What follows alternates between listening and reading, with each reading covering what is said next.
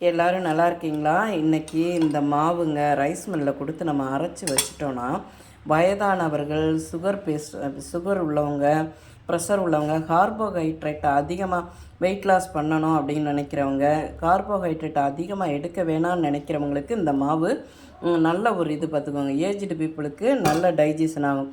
இதில் நான் என்னென்ன சேர்த்து அரைச்சிருக்கேங்கிறத சொல்லிடுறேன்.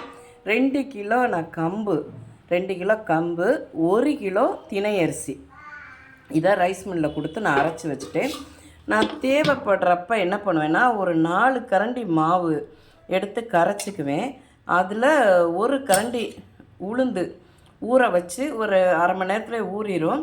ஊற வச்சு வெந்தயமும் போட்டு 2ஐயும் ஊற வச்சு 1 மணி நேரம் ஊற வைப்பேன். அதை கரைச்சி வச்சிட்டோம்னா நம்ம ஒரு 6 மணி நேரம் புளிக்க வைக்கணும். புளிக்க வச்சோம்னா தான் இட்லி, தோசைக்கு இது சூப்பராக இருக்கும். நான் அதை விட என்ன பண்ணுவேன்னா, இட்லிக்கு மாவு அரைக்கிறோம் இல்லையா, அந்த இட்லிக்கு மாவு அரைச்சி வைக்கிறப்பயே அதில் கொஞ்சம் உளுந்த கூட போட்டு நான் கொஞ்சம் எடுத்து வச்சுருவேன் பார்த்துக்கோங்க. இதை போட்டு கரைச்சி நம்ம உப்பு போட்டு கரைச்சி வச்சிட்டோம்னா காலையிலைக்கு இட்லி, தோசை எதுனாலும் ஊற்றலாம். வயதானவர்கள், உடல் ஆரோக்கியம் இல்லாதவர்களுக்கு இது ரொம்ப சிறந்த ஒரு உணவு பார்த்துக்கோங்க. இப்போ உளுந்த போட்டாச்சு. இதை நல்லா நம்ம கையை விட்டு கரைக்கணும். நான் வீடியோ எடுத்துக்கிட்டே இது பண்ணுறதுனால கரண்டியில் கரைச்சி காட்டுறேன். இப்போ இதை நல்லா கரைச்சிட்டு காட்டுறேங்க. இப்போ உளுந்தும் அந்த மாவும் நல்லா கரைச்சி வச்சுட்டேன். இது அவ்வளோதாங்க. இது இப்போ பனிக்காலம் வேறு, நம்ம வெளியவே இருந்தால் ஒரு 6 மணி நேரம் இது நல்லா புளிச்சு மேலே வரும்.